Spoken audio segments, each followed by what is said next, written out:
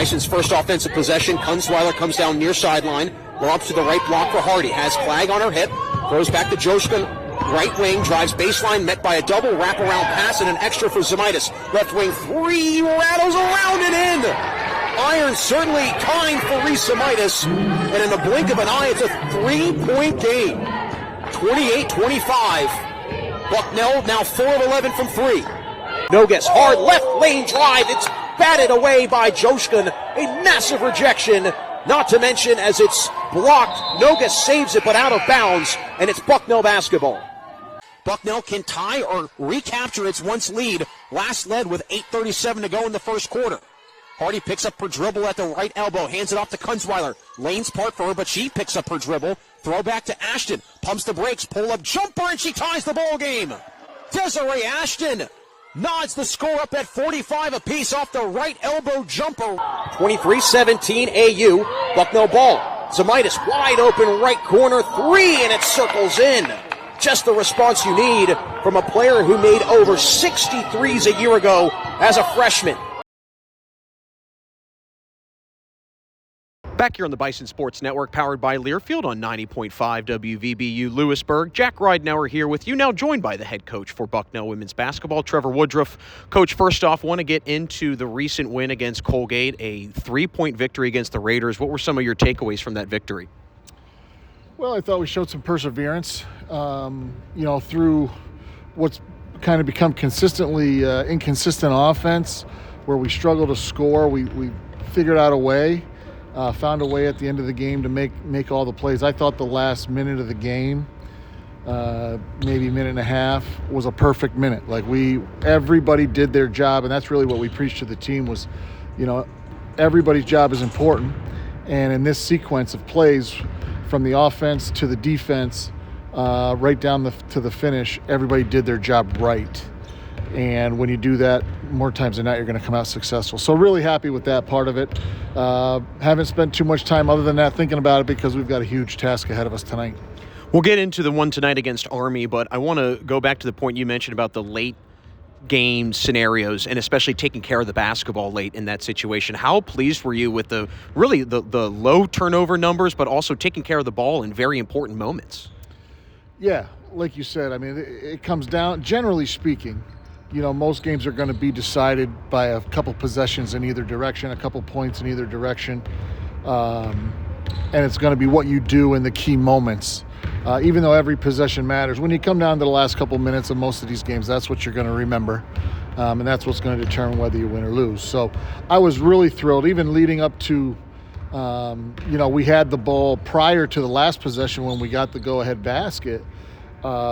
We had the ball, we executed out of the side out and got a wide open three and didn't make it. Obviously that's basketball, but then we make the hustle play to get the offensive rebound and give ourselves a second chance, and then obviously the second time we make it. So the situational stuff becomes critical for our team. Again, without a whole lot of senior leadership, senior experience, we're learning as we go. And we were in that similar situation against Holy Cross, did not come out on top. Same against Loyola. And so third time was a charm. We were in a close game down the stretch, and we found a way. Shifting focus to today against an Army Black Knights team that's been playing really good basketball, team that takes very good care of the basketball. Defensively, how do you try to plan and speed them up and get them a little bit out of their rhythm? Well, they're kind of on the opposite end of us in terms of, everybody they're running out there has considerable game experience, big game experience. Having played in the championship last year with basically all these players, they understand what it takes and what it looks like to compete at the top of the league. So you have to give them that credit. How do we go about defending them? Well, I think you got to start from the inside out with them. They've really made it a point to throw the ball into Smith a lot. She's become a much more of a focal point offensively than she's been in the past. And then they're kind of going from there. Erickson on the perimeter, number 21, is amongst the best shooters in the conference, has been for a couple of years now. And then they just really don't have any spots in their rotation that can't hurt you. And that's what I think puts them at the upper echelon of the league, is they can run 8, 9, 10 players out there, and on any given night, any of them can put the ball in the basket, which really makes for a difficult opponent to prepare for. Before we let you run, Coach, what are you hoping the team carries over from that win against Colgate on Saturday into tonight? Just belief, confidence in themselves. I think, when you lose games, and we've lost our share, obviously, it can really mess with your psyche. It takes its toll on your belief and your confidence in yourself as an individual, and then obviously collectively as a team. So hopefully they found a little bit of belief in themselves individually and collectively, and understand that when we do things right, we can compete with everybody. So that, amongst other things, the biggest thing to me is just belief and confidence that we can win. Coach, as always, appreciate your time, and good luck tonight against Army. Thank you. Go Bison.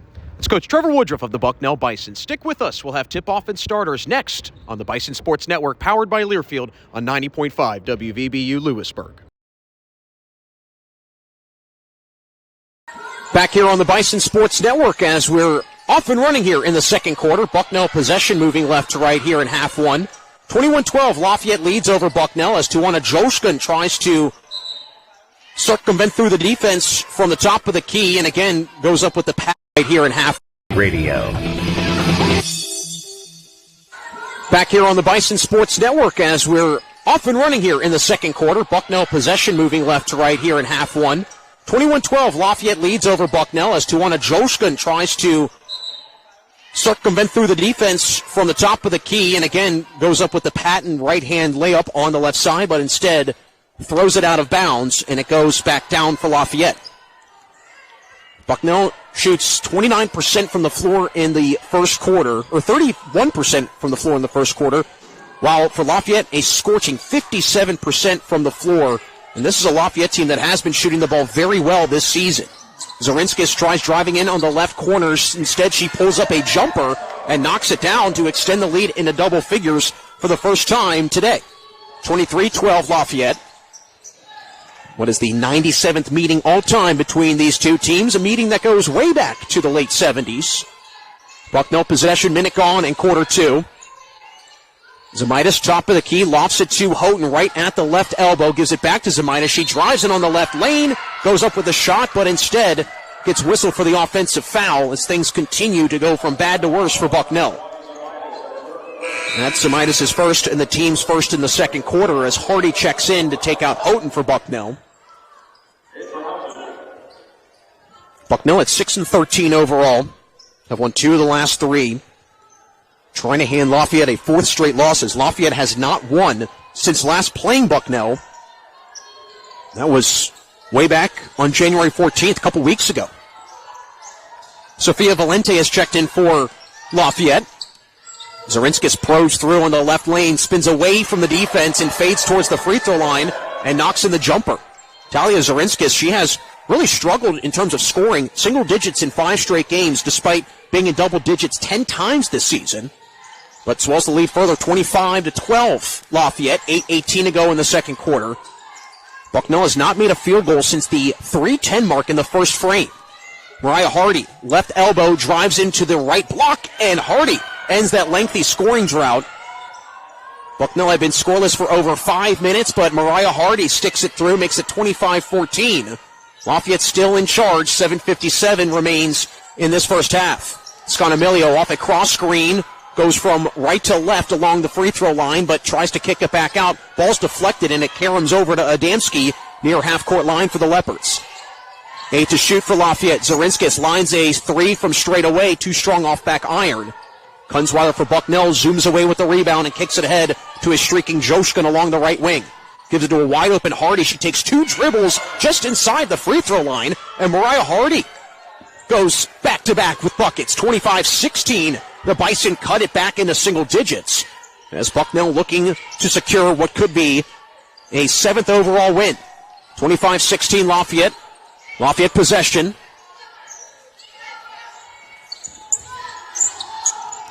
Zorinskis hesitates along the left wing. Drives through the baseline, kicks it back out to a replacement in Scanamilio, met by a double team. She kicks it to Valente at the top of the key, drives it along the right lane, goes up with the left hand, misses the floater, but a foul to keep the possession with Lafayette. That's on Kunzweiler, her first and the team's second in the second quarter, as Nachanaya Gize checks in for Lafayette. And Kiewit checks in for the Leopards as well. Right end line inbounds for Lafayette. Gives it to Nachanaya Gize, and Zorinskas gets it right back. Retreats along the three-point line. Kicks to the left wing for Kiewit. She's cut off by Casey very well. Throwback for Zorinskas, wide open from straightaway distance, and a great chase down, block out rebound for Mariah Hardy, going to the far side of the floor in front of her own bench to corral the loose change. Bucknell on a 4-0 spurt, down by 9, but trying to inch closer. 25-16 Lafayette. 6:28 to go in the second. Bucknell ball. Hardy, dribble handoff to Casey as she tries to circulate through the defense, but misses the right-hand layup and erratically can't finish. Back on the other end comes Lafayette as Zorinskas drives on the left lane, tries to wrap around bounce pass, but can't do so. It's kicked out of bounds by Bucknell and stays with Lafayette. Early on, both teams have taken great care of the basketball as Haley Poser checks in for Lafayette. But she comes in puzzled, not certain of who to take out. And that's because there's an injured player in the backcourt in Sauda Nachanaya Gize. She is crouched down and slow to get up, being helped by the Lafayette trainer. And she is limping along the far baseline and towards her bench. Hope Masonis checks in for Bucknell. And Masonis takes out Casey.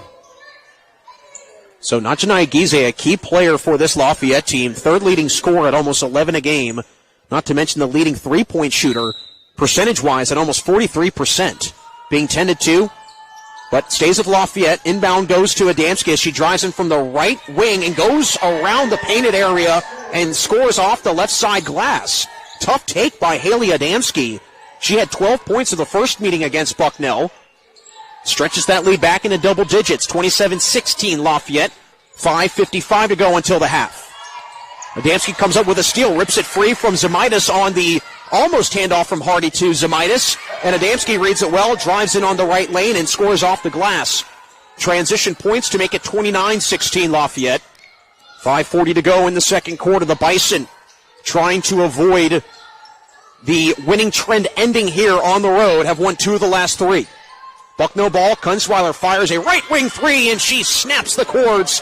All net, no iron. Kunzweiler with her second made 3 of the ball game. Back to a 10-point difference, 29-19.